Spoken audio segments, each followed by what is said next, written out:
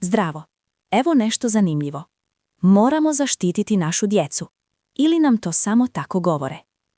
Na prvu loptu, ko bi mogao biti protiv zaštite djece? Ko bi se usudio reći da djeca ne treba da budu zaštićena od nasilja, manipulacije, ovisnosti, pornografije, pritiska društvenih mreža i svega onoga što digitalni svijet nosi sa sobom? Upravo zato je ova tema savršeno upakovana, jer kada se nešto proda pod etiketom zaštite djece, racionalna rasprava prestaje, a emocija preuzima komandu. I baš tu počinje problem.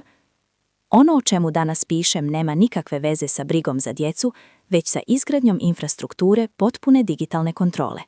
Djeca su samo ulazna tačka, najlakši prolaz, najtiša vrata kroz koja se uvodi sistem koji će sutra obuhvatiti sve nas.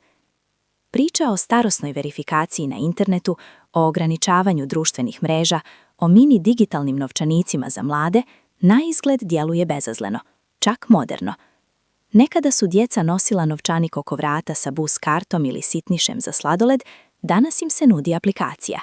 Ali ta aplikacija nije igračka. Ona je tehnički identična buduće digitalnom EUID novčaniku. I to nije slučajnost, to je plan. Ovdje se radi o sistemskom uvođenju. Hvala što ste gledali. Pretplatite se za više sadržaja.